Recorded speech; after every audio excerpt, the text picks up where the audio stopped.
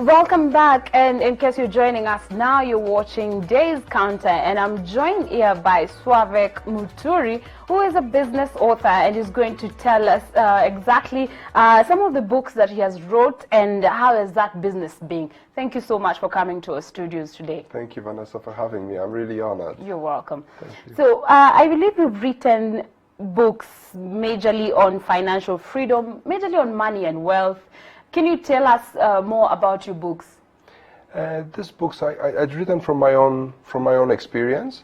So I've published 7 books. They cover the topics of financial freedom, what it is, how to go about building it, what's a good point to start. I've also written one book which explains just my own investment strategy from A to Z, you know, in all details and so on, just to inspire people, not necessarily for them to follow exactly what I've done, but to give some inspiration. And I write also about investing in real estate in general. What are the traps? What are the myths? Because in Poland, this is a country which was communist for many years. And the investments in real estate is really a nascent industry. So people have lots of misconceptions about this, which I'm trying to help them clear. To clear them up. You are born and raised in Poland. Yes. You went to school, half of it in Kenya. Yes. And that's why I was asking you earlier on, have you ever thought, you've written books and you've also invested in real estate. Maybe tell us a bit about that, and why have you not ventured in that business in the country? Yes, it's very interesting because actually the idea of investing in real estate I got from here, from one of my one of my dad's brothers, my uncle. He was an investor in real estate, and when I discovered this at the age of 13, I was pretty shocked. Coming from Poland, I used to live in Poland then, and I decided to copy him one day. And so by the time I started working in Poland. I was a management consultant with the Big Four, you know, with Deloitte, Arthur Andersen, and so on. And I decided to save part of my income and start buying properties. The easiest thing was to start doing it in Poland because that's where I was living. And when I came to Kenya on holidays, I would come pretty frequently. There were years when I would come even 6-8 times a year, so almost every month. So I'm not a stranger to Kenya, I'm not a visitor as such. I feel very much at home. So I had a look at the Kenyan real estate market, and to my great surprise, I discovered 2 things which put me off. One was that the prices in Nairobi were very high. They are much higher than in Poland, than in Warsaw. And people would expect them to be cheaper, this big Africa. You'd think, because, you know, when you look at the level standard of living, you know, the income people make and so on, for doing similar work, you know, they get paid more in Poland. But still, real estate is more expensive in Kenya, that's one. And when you look at the rates of return from rental, they are lower as a consequence of the high prices than in Poland. So from an economic point of view, business point of view, there was absolutely no incentive for me to invest here. Do it in Kenya. And then there is the third thing. You know, in Poland, I set up a company, a property management company. Also, the idea I got from Kenya, and I set up a company called Mzuri. And we are the largest property manager in Poland, managing over 6,000 properties. Well done. Yes, thank you. Employing 200 people, and you know, there's 60 of them are also owners of the business. So we are a partnership, and so in Poland, most of the properties I've bought, I've never ever seen them. The company does it for me. You know, they find, they choose, they evaluate, they select, they do the transaction, they do the renovation if it needs, you know, renovating, and they find the tenant and, you know, pursue the payments and, you know, all that without me being involved at all. And unfortunately, I don't have such an infrastructure in Kenya. I mean, obviously, the industry is more mature. I could find a property management company, but then, you know, there is the question of trust and, you know, so again, that would involve some time. And I'm very, very economical with my time. I don't want to, you know, put my time where it's not giving me a lot of fun. And returns as well, which Exactly. is important. Maybe given that you've saying that in Kenya the returns in the real estate are not that good in the country, and that's why you choose to do it in Poland. What do you think is one thing that you're not doing right? Maybe you can give us tips for those watching who are in real estate, or they inspire to aspire to join real estate. Yes, I mean one of the traps for the newcomers, for the people who are starting, is emotions. You know, when we buy anything, you know, from glasses to bottle of water or whatnot, we might think we are making rational decisions, but this has been analyzed scientifically, and it's actually based on the emotions we have, and then we rationalize, you know, with facts and figures to support the decision we've already made emotionally. So, and with real estate being very expensive, and a home is not just a commodity. You know, the word home itself has connotations. This is your base, your safety net, your kingdom, right? So there is a lot of emotions involved. So I have friends, for example, who call me. In Poland, I must say, I mean, maybe I don't want to sound arrogant, but I'm well known in the circle of people investing in real estate. So I frequently get calls and somebody asking me, "Hey, Sławek, can I take 3-5 minutes of your time?" I say, "Sure. You know, I'm looking at this property. I'm here right now, and before I sign, you know, the contract, I wanted just to make sure that you give me the go-ahead, you know." I say, "Okay, tell me the details." And he or she starts with saying, "Wow, it's perfect. I love it." I say, "Well, don't buy it." Why? You should buy something that you love. No, Vanessa, not in the real estate not business. in real estate. You should buy something you love if you intend to live there. Yes. This is, you're buying to use it to make money. Well, then... You should not love it. No. Okay.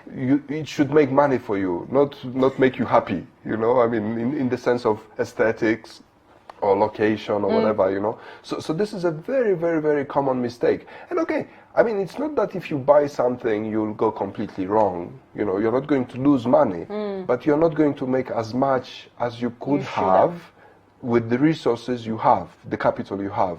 I mean, the capital you have can give you a better return. Meaning, another way of putting it is, if you have a certain amount of capital, by investing in something you love and like, it will take you maybe 20 years to achieve financial freedom.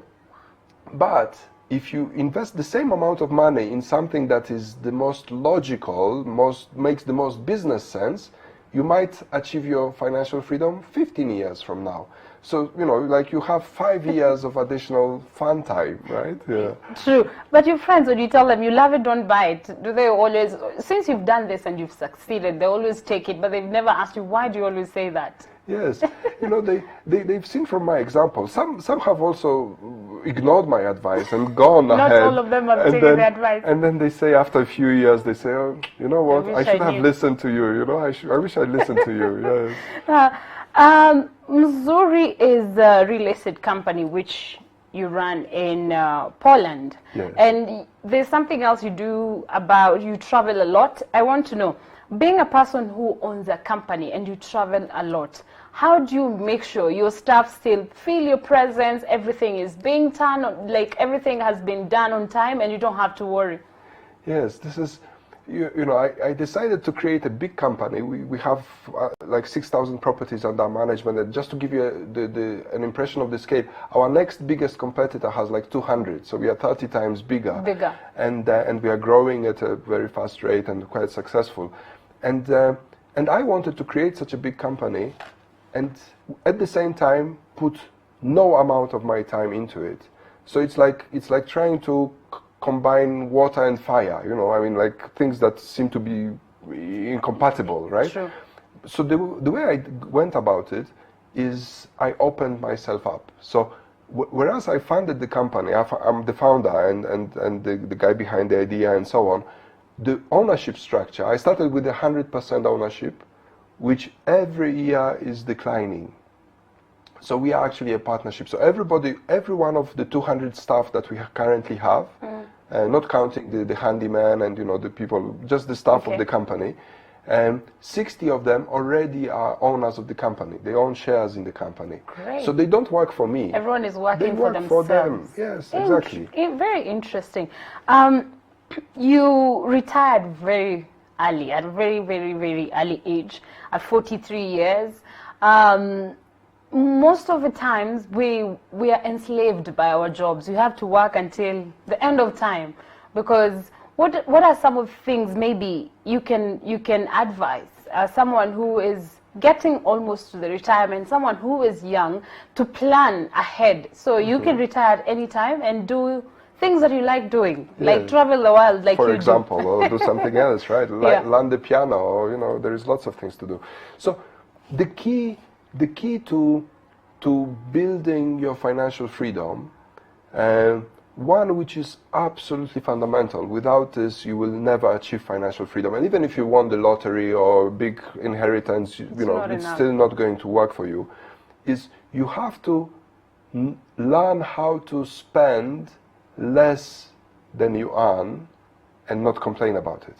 And I'm not talking about, like going without food, depriving yourself of everything, and, like being stingy. And no, I'm talking about you earning 1,000 and spending 900 and not complaining about it. And then when your salary goes to 2,000, spend 1,500 and save 500. And then when you earn 5,000, spend 4,000 and save 1,000. I mean, so I'm not talking about, but do it every month. Let it become your habit. Once it becomes your habit, that means you have learned to live below your financial means. You are able to generate savings. Those savings you invest, ideally in something which generates income every month, because we spend money every month to whatever lifestyle we want to maintain. We need a certain amount of money to maintain it every month. Let's talk about your travels. The first thing when I heard your story, I was thinking, what were you thinking? Tell us about you traveling around the world, and what is it all about, the initiative? Well, it is, in simple words, it's like a bird feels well in the air, fish in water, I feel well in safari. I'm a nomad, I like to move. So I don't like winters. Even though I was born in Poland, I decided I want to spend every winter somewhere in the tropics. I also go for football, like World Championship, African Championship, Olympics, Paralympics, Swimming Championship, World Championship. So this makes me spend, on average, 10 to 11 months every year out of Poland. So even though I have a base there, but I don't really consider it a home. Home is for me my rucksack, with my backpack, exactly. And sorry, the way I'm dressed, but I'm actually in the middle of a trip from Cape Town to Sydney by road. So if you like, I started a month ago. I reached here, and I'll continue for another 4 months till the end of April before I get back home when it's already warm. This all traveling that you're doing, it's all for a cause, which is creating housing for young adults, as you had told me. You can tell us more about that as well. Yes, I decided that because the traveling is taking so much of my time, and this is my true passion, I'm having less time to realize my mission, which is to help educate people about financial freedom and building their net worth. So I decided to combine the two and use my travel as an excuse for raising funds to buy apartments for those young adults leaving foster care. So when they reach 18, 19, they have to leave, but they have nowhere to leave to. And in Poland, this is a problem which affects 17,000 kids every year. And our idea is to provide them housing. This is what we know how to do. These kids often get support from NGOs in terms of, knowledge about the workplace and about healthcare and about, adult life. They're introduced to the adult life by professionals, psychologists, pediatricians and so on. But what we want to do is we want to work in liaison with these NGOs, and we want to give them the missing link, the housing that they can offer to these kids for a period of 2 to 3 years before they are able to stand on their own 2 feet, and then they vacate the flat and make room for the next one. Yes. Why did you have interest in the foster kids? Did you have anyone in the family who was... No. So this is not an emotional decision. Again, you see, normally when you think about helping others, you assume there is an emotional thing. Mine was, again, logical, business. what can I do? It started with, what will happen to my flats when I die? You know, okay, some of them I give to my kids, I've already done so. But I don't believe, I didn't want to give it to them like on the platter, you know, financial freedom. You have to work for it yourselves. So what will happen to my flats? So I started looking at what best benefit can they make for people after I die. And I'm 54, I have to think about this, you know. Sure. So I was thinking about people who are excluded in terms of homes. I was thinking about foster children, single mothers, also prisoners who've been released, yeah. And you know they can't re-socialize again, and by method of selection I chose the foster care, you know, the foster kids, and I to be honest with you, initially when I started I didn't know anything about this, but now having talked to many of the NGOs and you know they are bringing me into the picture, and I'm finding proof that it was the right choice to make. Because the need is really there. And my intention is, mid-term goal is to have a portfolio. I've created a foundation already. I've contributed some of my flats as a down endowment, you know, to start it off. And my mid-term goal is to have a portfolio of 195 flats, corresponding to the number of countries in the world that I visited, and there is also other reasons that I don't want to go into right now. And then once I do that, I hope it will not take me a lifetime. It will happen during my lifetime, and it will not take so many years, because once I do that, then I will want to think about other groups of people excluded from, in terms of homes, and also try to do this in Kenya, because I believe this is a universal problem. It just doesn't affect just Poland. True. But also Kenya. Thank you so much for coming. Unfortunately, that is all the time we had for you with us here today in the studio. But you can always make time when you come back in the country to talk to us and give us more advice. You're most welcome. Thank you so much. That was Sławek, who is an author of business books as well as a real estate investor from Poland, who is in Kenya. He's in transit in Kenya through his trip from Cape Town to Sydney, which is in Australia. Until next week, I'd like to wish you happy holidays and Merry Christmas to be specific, and Happy New Year. See you next week.